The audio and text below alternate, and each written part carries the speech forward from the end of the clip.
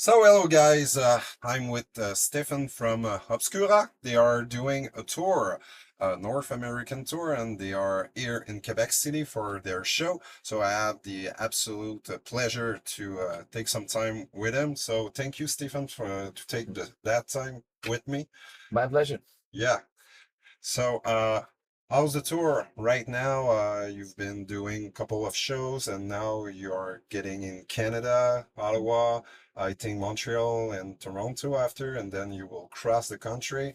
It will be a great adventure. Is it the first time you're doing that? No, we are touring since more than 20 years, and I think Yeah, we, but all the Canada across, yeah, we've been in Canada a couple of times, and it's always a pleasure playing here. And I do understand the French-speaking part is a completely different world than yeah. the slightly more English-related part, but it's always cool to be here because people just welcomed us with open arms. I remember shows with Cannibal Corpse. I think that was the first time around 2009. I think 2009 when we played Okay, the for States. the Cosmogenesis tour, Yeah, probably. that's we played. I remember definitely in Montreal and a couple of other cities. It's a big blur at one point how many shows you play, but I guess. I do remember that pretty well because it's the first time. And we came back also straight after COVID. We played Edmonton, Calgary. We played Winnipeg. We had to cancel the shows in Quebec and British Columbia. Yeah. I remember because the the borders were still closed, and we just kept our concerts going and gambled. And the day after Canada lifted all restrictions, we played in Winnipeg. Okay. The show was sold out. It was ridiculous. That was in 2022, I think. Yeah, 2022. So many memories from shows over here. I think the first time I saw you in Quebec, it was a tour with Beyond Creation, Archspire, Mm. uh, in Ferry. It was a crazy tour. All the bands on that bill, and I was like, how you can put so many great bands on one single tour. And I think you have the ability. Every single tour of Obscura is always amazing with the bands you have. This time it's like Decrepit Birth, Fractal Universe. I just talked with them. You have Atheist, the Pioneers, and obviously Origin. So Yeah, it's always cool to put together packages that work. But at the same time, you need bands that don't sound the same. And you mentioned that 2018 tour, that was actually the Diluvium release run. yeah, That was fun. It was a very successful tour. And now Shredfest with the bands is also cool because you cover like newer bands like Fractal Universe, which is yeah, basically the new generation. But you also have the pioneers like Atheist, and you have Origin and Decrepit Birth that more or less started with us a little bit earlier, a little bit later, but more or yeah, less the same generation. And I think totally. within the metal scene, death metal is a small niche, and this technical prog scene is even a smaller niche. And for those people who listen to this kind of music, this tour is really amazing. And we see it. I think today is going to be a full house in Yeah, Quebec City. Tomorrow the same. It's cool. I mean, it just proves that there are, first of all, many people who listen to this kind of music, and on the other hand, that this package works. And aside that, it's just fun to hang out with those people. It's really cool. There's no difference between headliner and first band. We keep everything easy, everything smooth. We work as a more like a as a collective, and that's fun. That's really cool. That's also the vibe. There's just a good vibe. Everybody helps each other, and there's no ego bullshit. It's yeah. cool. That's a cool thing because when you're on a tour bus like that and you're sleeping in a little bed, if there's a ego's problem, Nah, it can turn to shit quite fast. it's like a little submarine on wheels. You're Yeah, just you're bound to hang out with people you don't know, and depending on how you arrange with each other, I mean, there are different characters, there are different cultures, and I mean, there's so many bands we tour with from all around the world, and you never know what kind of people you get, and then you just have to be open-minded and get the ball rolling. yeah, It's cool. I liked it really a lot. I love traveling. I love to understand how people from other sides of the world work and how they, how they just are. It's cool. It's just nice to see the other side of the world. I grew up in Central Europe, in Germany, and people think a certain way. And if you just travel around, that opens your mind a little bit. You see other cultures, religions, how people just, survive their daily work. It's nice.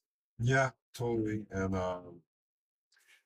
how do you put that kind of bill? Is it more the label that will do, like suggest you some bands, and you want to bring that band, or you suggest some bands from your own choices? Since day one, I choose all the bands for all Okay. tours. And I always try to get, bands I like and where I see they are really doing just great music. They just put out cool music. I try to also give them the opportunity to play in different places. For example, we brought Beyond Creation, Canada's finest, Yeah. to Europe the first time. We brought Rivers of Nile to Europe. We brought Artspire to Japan. We brought Ginger to Japan and stuff like this. You just, in the very end, you're all music enthusiasts because, as I mentioned, the niche of the niche of the niche is very small. Yeah. And you just support each other. That's how it works. So at first you're a music listener, so you're still discovering music, and because there's a lot of artists that curiously they are saying always that I don't have time to discover bands, so when I have a little bit of time to listen to music, I will listen to the whole stuff, the classics that I love.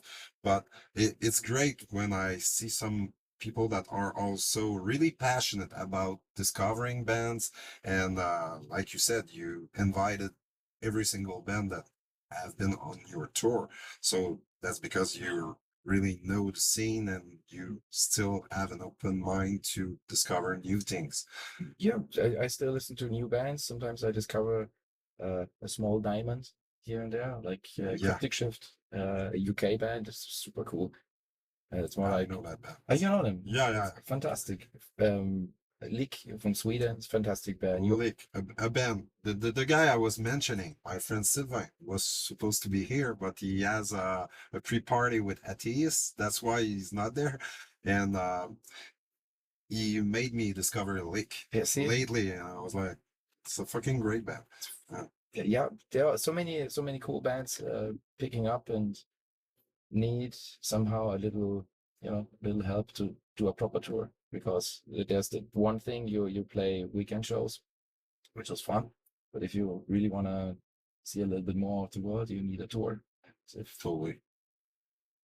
If you don't know anyone, how that should happen? It's always the way, if bands know each other, then somehow you put together a package.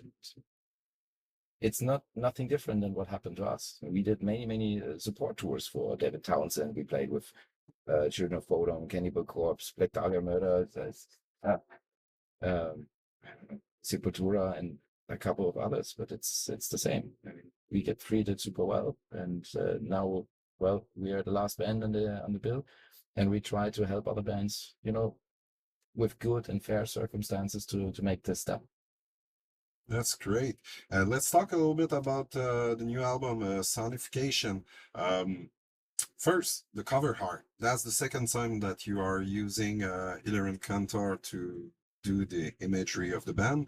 And is there a relation between the Valediction and Sonication? Because with the cover, we see a human in the first one, Valediction, and then it's kind of the same character. I think maybe I'm wrong. Tell me a little bit about the conception of both cover. Oh, well, when we signed a new contract with Nuclear Blast, we signed for a free album deal, and therefore I built a concept that has been connected within those three records. First one was a Valediction, it's a bronze one.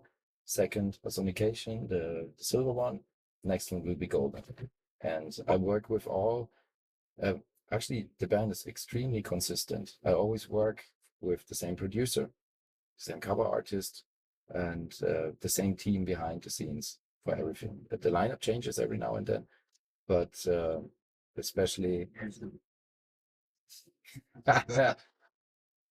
You're But welcome. when it comes to artworks, Eliran and me, we work together as a team. So I give him a lot of input. I give him the direction, what I would like to do. I give him a couple of sketches, but in the very end, he comes up with the final edition. So it's a co-production. I give some input, I give some ideas, but in the very end, he's painting properly. So if he delivers an artwork, that's that. So you give So the you bring sketches of the idea you have in mind and some direction, and then you let him just. yeah, it's a little bit back and forth, but in the very end, he delivers the artwork, and I love his way to combine this classic oil painted look with somehow a modern approach. Mm. So he's the link between the first phase of the band where we worked with Orion Landau, fantastic artist from the US. He did many artworks for big bands, and he was the consistency between all those records we did with Relapse Records. So it's one look, also with the colors. And now we do basically second phase with the band, similar. We work with Studio Friedman, we work with Eliran Kantor, and the albums, they are connected musically with lyrics and with the artworks. So the Valediction album dealt a little bit with like farewells. Okay.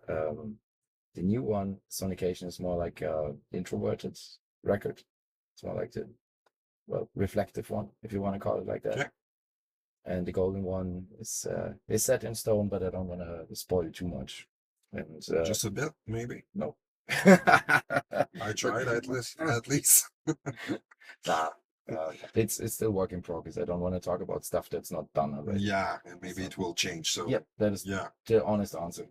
So with Sonication, I think he brought together the physical part, like a Sonication is like moving things with acoustic waves, and combined it with a more poetic point of view. Because music can move a lot of things. If you have the worst day in your life and you listen to your favorite record, like Dissection, yeah, maybe it switches from being a day that starts like hell into something cool. And on the other way, it's the same. Sometimes music can touch people and change the vibe of a group, of everything. And I think that's a very interesting topic.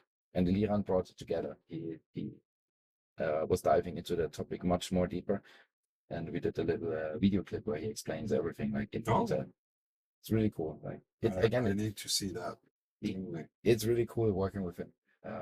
I mean, sure there's a reason why he does so much for so many bands at the moment. Well deserved. He's great to be around, and he's very talented, obviously, and he has his own style, so he's very recognizable. Mm-hmm. You see, it's him. You know.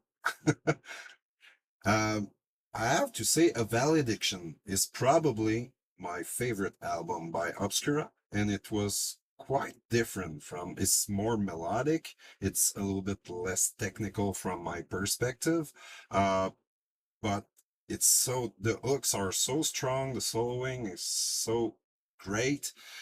Still, there's some brutality, and you have probably one of the heaviest track on the album, Devour Usurper. So it was a great mix. How's the collaboration with Christian Mjolnir, because he was back in the band after leaving after Omnivium, I think. He was on Cosmogenesis and Omnivium. How you welcome him back and then write songs in collaboration with him, how it went. And well, it's the same as with every other musician that has been in the band or is in the band. So we always work together. Every album is like a collective effort. And well, there's one person who makes the calls, that's me. So I choose the producer and choose the songs and make sure that everything around works. But when it comes to songwriting and putting music together, everybody's involved. So Okay. also the bassist, the drummer, all of them participate. And if you just change one musician, it sounds a little bit different.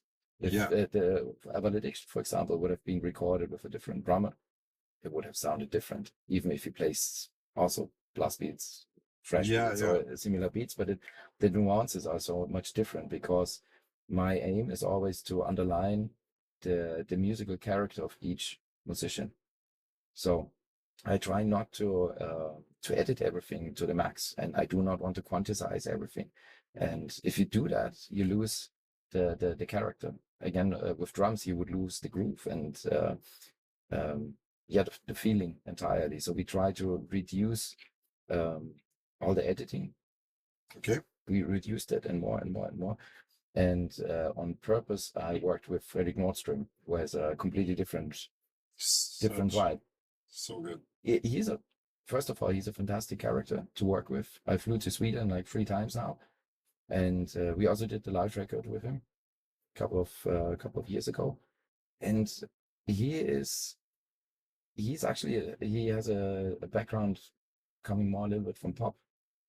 So he has I didn't know, but he's a Swedish man, so there's a lot of pop also in Swedish ABBA, and all those bands are inspired a little bit by them, I think. And he produced so many of those iconic records from the 90s, like all the In Flames, and the sound they had at that moment on Oracle Colony and the Jester Race, man, was something. It still sounds so amazing.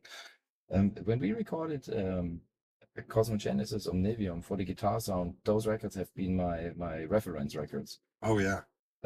I would like to have this guitar sound, and at one point I just said, I want this guitar sound, so I go to the studio. And turned out he uses the same Engel amps I use. For all of those old records, he used an old Savage, like the first edition from mid-90s. Oh, wow. So it's a coincidence. Yeah, totally. So I asked Engel to send like a Savage 120, like the new edition, over, and we made an A/B testing in Studio Friedman. It was super awesome. So I left the studio, the amp in the studio after the recordings. Wow. So the amp we recorded a Valediction with is still there.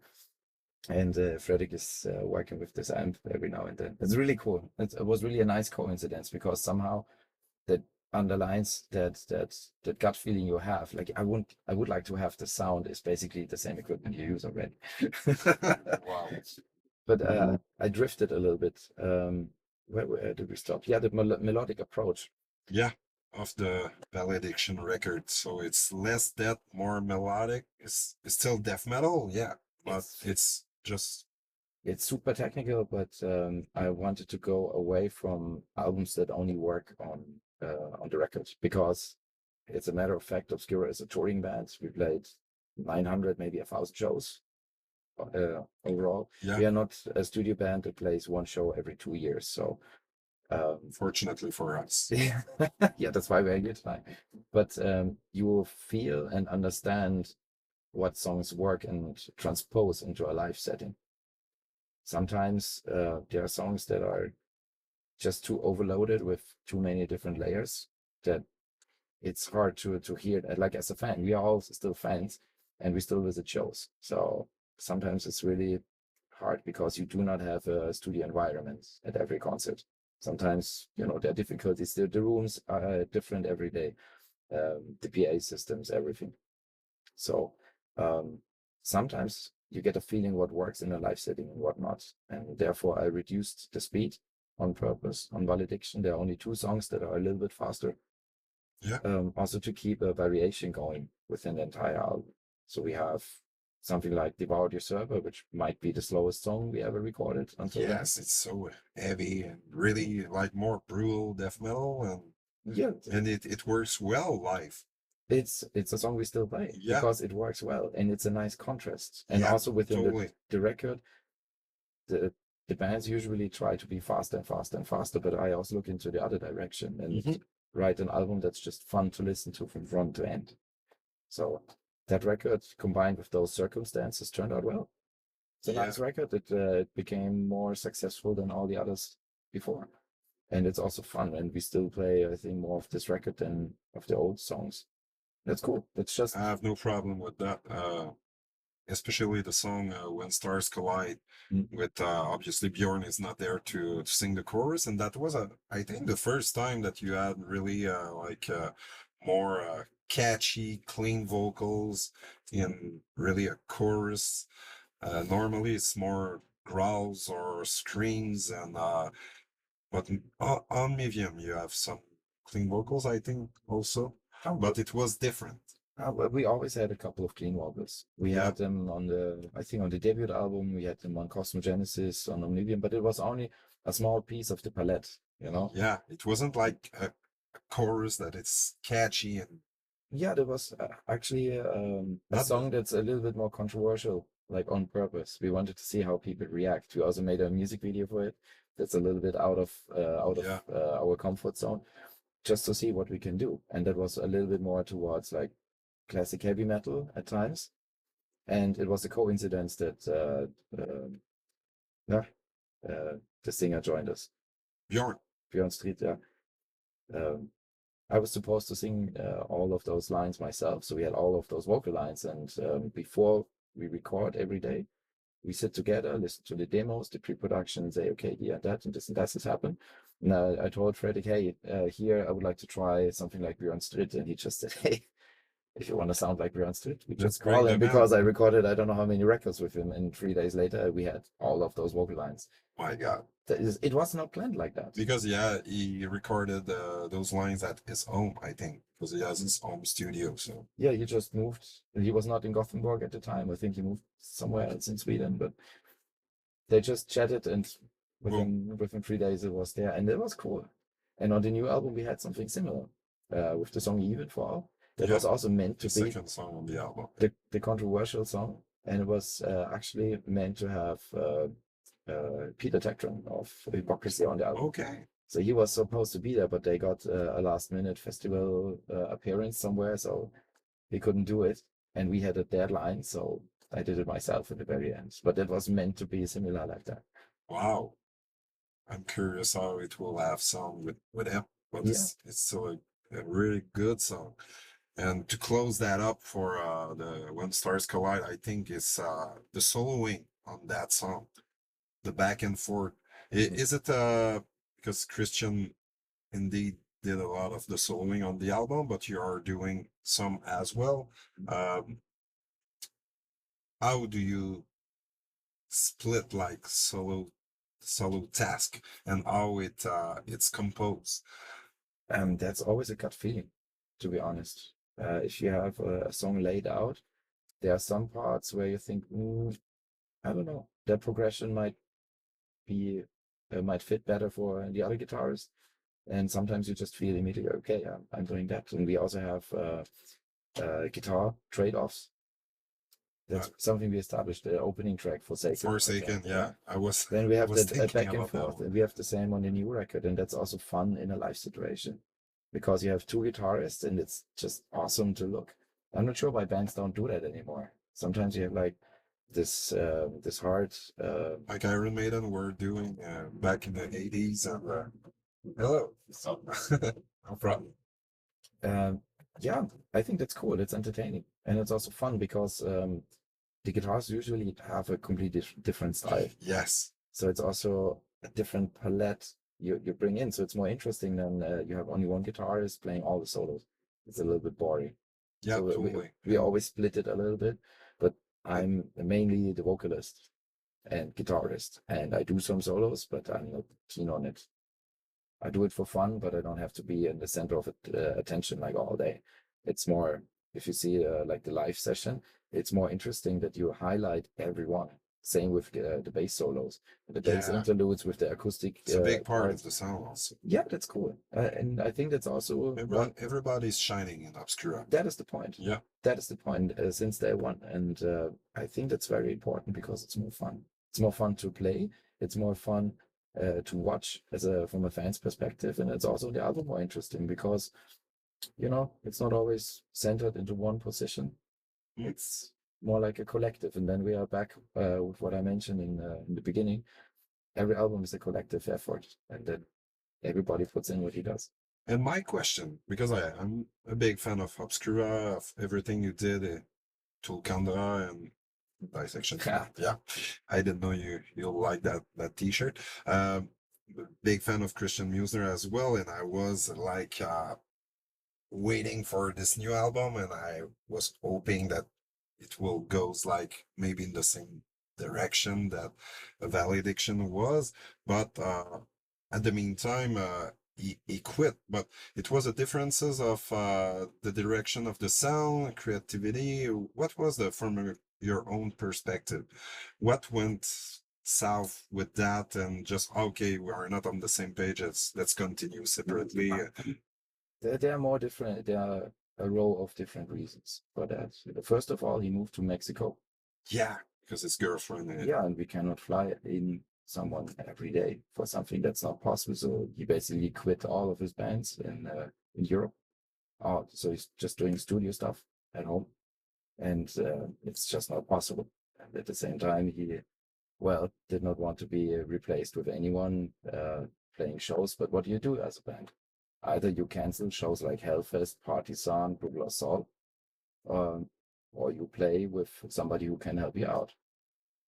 So I decided to play with subs. He was upset, but he's sitting in Mexico. So what do?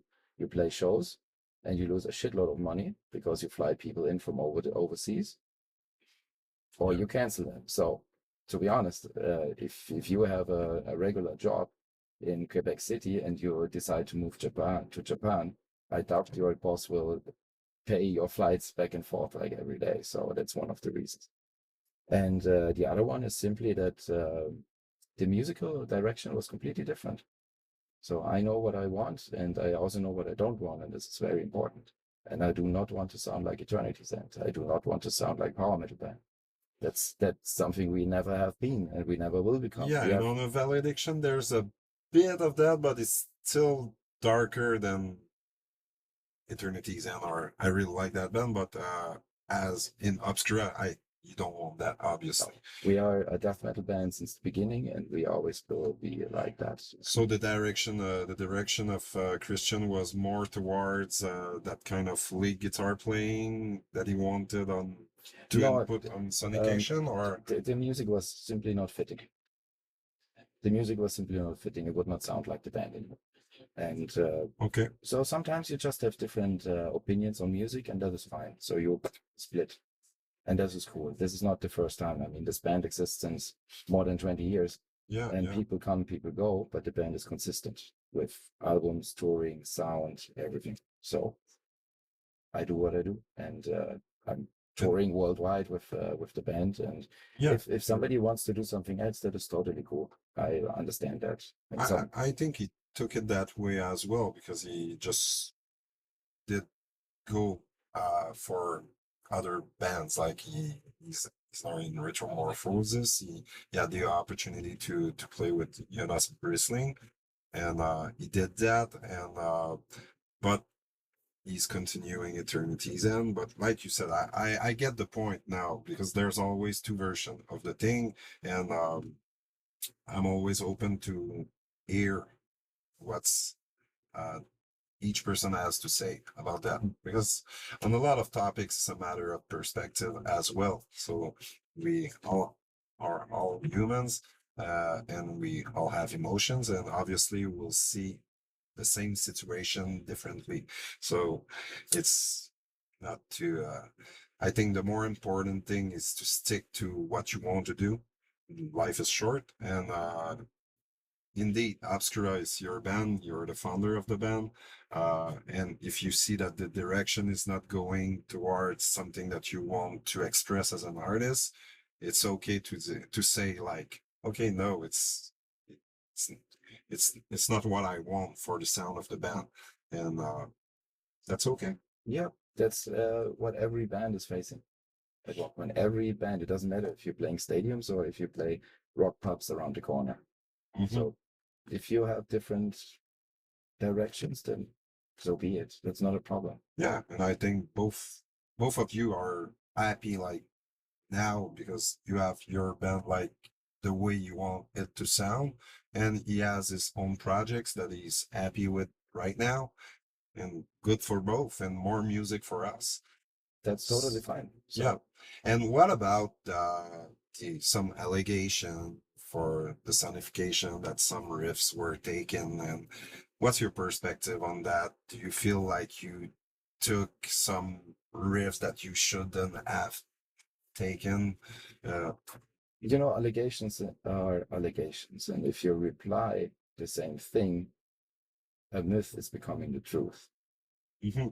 And allegations can hurt a lot of people. And wrong allegations are a crime. And well, my lawyer is taking care of that. There are reasons why there are no allegations of Christian Minzner online anymore. That's everything I say. And there's a reason why the album is out, while the band is on tour, while the band is announcing more tours. Because you felt that legally you didn't do anything wrong. There is nothing to fear. It's black on white. Okay. But this is something other people decide. And I have nothing to hide. I did everything properly and as agreed. And I let it go. I have nothing to fear. Yeah, and I saw that you didn't get public about that, and you sometimes silence is the strongest thing that you can do because you don't want to enter into a battle of saying that or justifying that. No, this is what 12-year-old kids do in the hip hop scene, but not grown men. And playing, I don't know, games in public with, I don't know, blaming people in public is always hurting everyone. This is just stupid. Like everybody looks stupid like a kid. And this is very frustrating. But more frustrating was simply that people take allegations immediately as the truth and blaming everyone. And this is very interesting and very hurtful at the same time. But again, I've seen other bands that had much more bigger problems with allegations. They also proved that they did nothing, but no one ever apologized, and I don't expect any apologize from anyone. So I just try to ignore it. I do what I do, and I'm writing a new album, and just take it from there. And like you said, all the albums are a collaboration between all the guys. So you are sharing riffs, sharing ideas, and you build the songs. And so I guess before they left, because Jeroen left as well, you had some skeletons of songs that were done. And once they were out of the band, those songs already existed. So are you giving credits when it's due for, I don't know, maybe some ideas that were exchanged at that time to build those songs? Because I don't know anything about it. I'm just asking. I think there's one detail missing. The guys left me when I was already in Sweden recording vocals with Freddie Nordstrom for the album. So that's a dick move, you know? If you know how much studios cost per day, and you just say, okay, fuck you, we take all of our ideas because we don't like the songs you choose. It's your problem now. That's not a nice move. So I erased all of the songs, all of the old stuff, and just rewrote all the songs. So there's absolutely nothing anyone could take for granted. And the cool thing is the band is working with sheet music. Like we have black on white, all the compositions, and you don't need a degree to understand that this is completely different. So you took out their the part that they everything, collaborated. So maybe there are some ideas that are alike a little bit because the songs were already done. You were ready to go to the studio. No, I was in the studio. You were in the studio. So they decided to leave the band, and so you decided to rework the songs to make them more you, I guess. No, I deleted all songs and all ideas. And then I started from scratch. Okay. And I had, when was that? I think they left me in May 2024, and we delivered the album in August. So I had a couple of months. I just was flying home again and rewrote like all songs.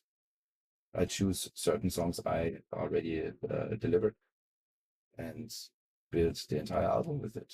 So there was nothing left. So, Okay. um, and I have the black and white, I have all the sheet music, I have everything. So, but people, I don't know, as soon as you go public, as soon as you start with allegations, people just jump on bandwagon. And I'm not the person who deals with any of this bullshit in public or in forums or in anything because I don't have time for that. Yeah. I'm touring. I'm touring not only with Obscura, also with my other band. I'm playing on almost all continents this year, and I have not any time for this bullshit. To be honest, that's why I simply have a team who's taking care of it. Yeah, totally. I think probably is the best way to do it and Yeah. to just thrive. Yeah, but not public. This is stupid. Why should I do that? And then you get into a Yeah, it's blame fight. That's like, anyway, it's between you and them and not between you and the public. Yeah, but you it's know, once you have the public, like yeah, you leave have to deal to with one it. side, then it's getting annoying. Yeah, I really wanted your take on that because I'm reading a lot of stuff, not nowadays, but at the beginning when the singles went out, especially the 7-1, I think it was Even Fall, that was more controversial because Silver Lining went out and nobody was saying anything, and then Even Fall, oh, low, there was some that riff is a riff of mine, and but at the same time, What a, I mean, again, that's how 10-year-old kids would deal with a situation. I wrote this half second and this note is mine, but it's nothing new. I think that's part of the scene at times, and it's just frustrating. It's very, very frustrating. So, but there's a millions of riffs out there, and sometimes I will listen to a new album. I will say to friends, "Hey, that riff is the same riff that on that album in 1998, but it's a total different context. But it's possible to have almost the same idea." So, uh, I, what I will call like something that you don't want to do is like taking a whole song or a whole part of 2, 3, 4 minutes and take it exactly and do the same exactly. That's not okay. Even Led Zeppelin were accused for Stairway to Heaven. oh really? Yeah, I missed that. they have a lawsuit about that, and yeah, Iron Maiden had one too for I think the song The Nomad on it was almost a part is really reminiscent to a 70s band, and but it's always happened, and sometimes it's most of the time it's not on purpose. It's just it can happen, especially when you're in a niche that you're composing music that there's a certain you're not in a box, but you're trying to write things around the same things. So it happens that some licks are almost the same. Yeah, but It's that's not necessarily copying other artists, but it's defining a certain scene. I mean, if you just switch the perspective 180 degrees, we are around since more than 20 years. We have 7 albums out now, and there are dozens of bands who got influenced by us, and they named their band after song titles of us. The lyric part, and I'm not suing them. I'm happy that people listen to that stuff and that it's like a recognition to some yes, extent. Yeah. and I'm very proud of that, to be honest. This is absolutely awesome. Guess how many kids started to wear long sleeves on stage because we did that for Yeah. 20 years. If you play tech deaf and you have a black long sleeve and a fretless bass, you can definitely tell those kids heard our band, and I'm super proud of that. This is absolutely amazing, and I'm very happy, to be honest. Talking about influences, because I remembered when Cosmic Genesis went out because I missed the first one, and I learned about the band with that album, and I was like, oh, it's kind of like Necrophages, but it's not the same. But there's some things that are reminiscent, alike. What was your influences with you start the band? And because Hans Zimmer said that it's like the summation of what you will compose. It's turning around all the influences you had in your life and all the music you liked in your life. So you're influenced directly or indirectly by all those artists, and then you produce your own creation.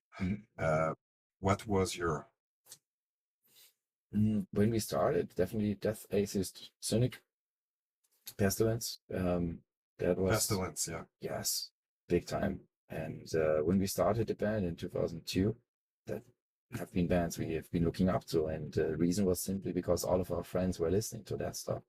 On the other hand, we also have been influenced by like bands like Dissection, very much, and Dr. Quility as well, and a lot of those Swedish bands, and somehow we combined it to our own niche a little bit. So sometimes for tech death we are too melodic, and for the melodic death metal bands we are too techy. So we that's we true. we, You're are, in between, like we never cared. We always did what we liked. the music you like. Yeah, and we just keep that a constant thing. And now we are still here doing the same, and this is cool. And if you listen to carefully, I think those influences never changed. Of course, you get much more experience when you play so many shows, when you record so many records. The approach and of course the knowledge that changes a lot. But on the long term, I would say the influences for the last 2, 3 records are still the same as for the first one. Yeah, This is cool. yeah. I think the all the albums has something different to offer, but the DNA of Obscura is present on every single album, truthfully, and that's something that is quite nice to achieve because especially when you have so many different members around the band, uh, sometimes it can go a direction or another, but because you're the the founder and you've been the, the only consistent band member since the beginning, that's probably why, and you called the last shot, that's probably why sound of the band has that DNA, and you can recognize within every single Obscura song that it's Obscura. Well, there's not a single song I was not involved in. Yeah. So is it lyrics, vocals, guitars, writing, arranging, anything? So again, everything is a collective. So, and I'm the only constant. And we established the sound with the first 5 records because we worked with the same producer and the same setup, the same record label. Also, the visuals always have been very important. Up to Diluvian. Yes. And then we made the next big step. And now we basically built second phase. But again, the same consistency. So if you just lean back and see the big picture, the band is consistent. The band delivers albums, tours worldwide. It doesn't matter what happens, like who is in the collective or not. It's more important that you just go on and keep on going. Totally. My favorite song on the last album is the title track. I know it's not in the set list, but why? It's a longer song, I know, maybe 7 minutes 30. Yeah, I'd love to have that song on the set. Actually, we prepared it one, and it will be part of the next couple of tours. Okay. But we just figured that both a Sonication and When Stars Collide ends with a very long solo trade-off solo and the fade out and everything. And we built it in the rehearsal room and decided, okay, either or. And on this tour we play When Stars Collide. On the next tour, it gets replaced with Sonication. So that's great that you will be playing that song live because the solo trading is so and it's that's really what came to my mind when I heard the song for the first time. I was like, that it's quite there's similarities between the soloing and When Stars Collide and that song, and that's what I love the most about. So I guess you don't want to do 2 songs that are too close to each other, maybe. So on a 1 hour set list. Yeah, that's the point. We have 1 hour and So it makes sense, the decision, I think. But I will take both anyway. But fair enough. I appreciate the explanation, and I'm glad that you will be playing that song on the next tour. Uh, I'll have to watch it probably on YouTube, but Maybe we are back in Canada sooner than you think. uh, I like that. I like to stay positive. What's in the next few years for what are you picturing? There's the Gold album that you said that you are working already on it. And are you keeping the same members that were on Sonication, or is there will be any other changes? Because there's two members of Fractal Universe that are playing right now on the tour on guitar and drums as hired guns. What's the plan? Well, I always book everything for the band many years in advance. We are right now working for the tours in 2027.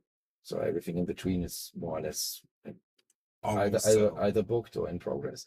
So there's always life coming in between. Our drummer is also working with Decapitated and Yes. Belfigo, James Stewart. Fantastic drummer, super nice guy. Yeah. But there's only one on that three, not three of them. Yeah. So he's on tour with Decapitated right now. And he was on tour in the US with Decapitated when we did the February tour. Yeah, they toured a lot. They kept there as well. So yeah, but they won't tour every year that much as they do right now. So we're working on that. And on guitar, our guitarist, he has like a medical situation at the moment. He can't tour too much. that's why he's not on the tour right now. And Robin joined. He was in February not there because he had he was Guatemala for I don't know a holiday or something.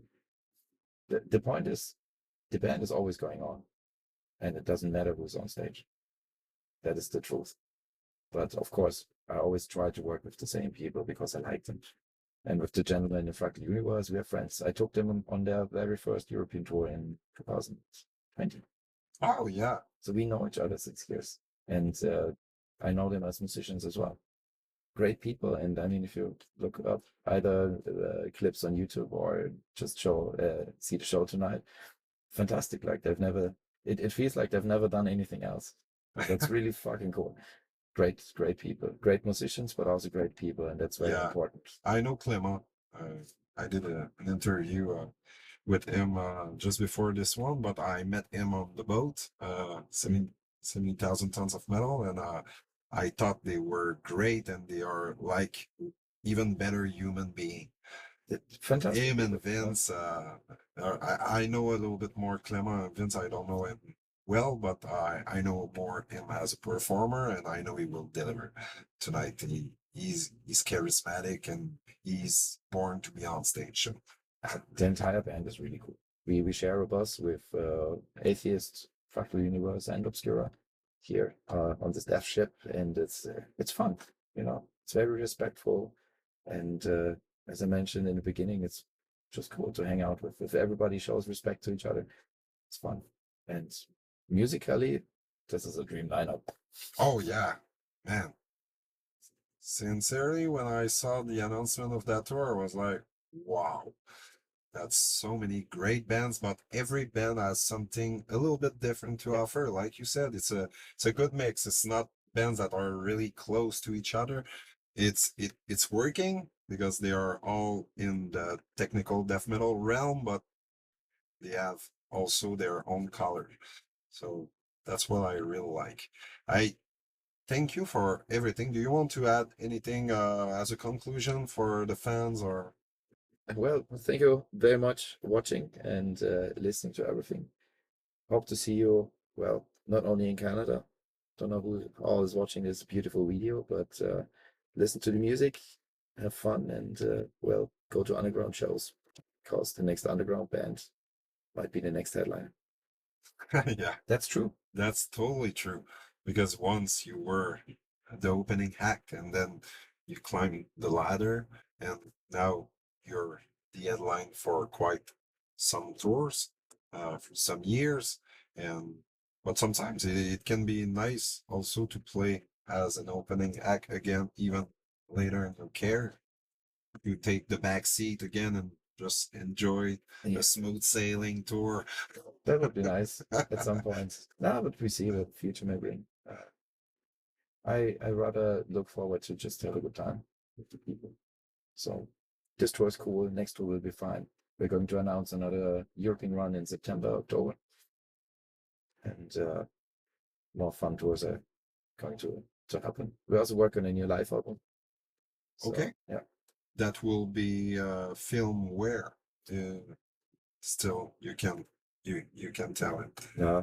But since I'm always working with concepts and Will it be a those 1 hour albums set also, or a longer set Longer. for the DVD? longer. So we did a Celebration 1 live in North America. Okay. So we had shows in Canada, in United States, and in Mexico. And a Celebration 2 will be on a different continent.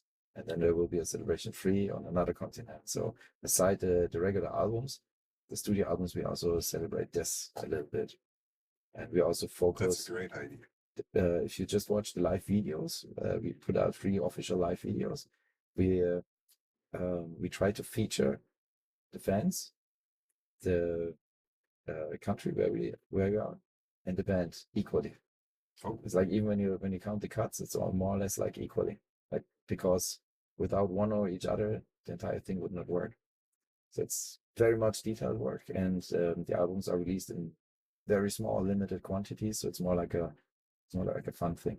So it's something you don't earn a single cent. It's a lot of work, but it's more fun.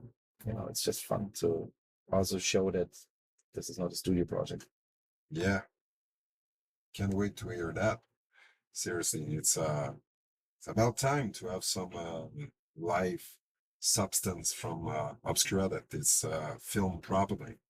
Filming would be awesome. Maybe at some point we did. It will just be the audio. Okay, Yeah. okay. Yeah. Sorry, I didn't No, get that part.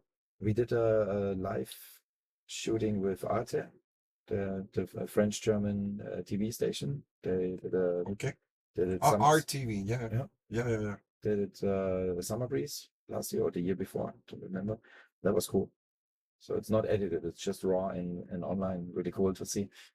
And if there's the right setup, you want to play in the dark when the whole light show is working on a festival, I would love to produce something properly. But there are so many things to do and Oh, yeah. so less time. Yeah. 24 hours is not enough in a No. day, but we all have to work with that. Yeah. So we'll just take advantage of what we have today. We will have a great show, and can't wait to see you on stage. And thank you for all the honest answers and to open up on everything. It was a real pleasure to talk with you. My pleasure. Merci beaucoup. Yes, some French. It's always nice.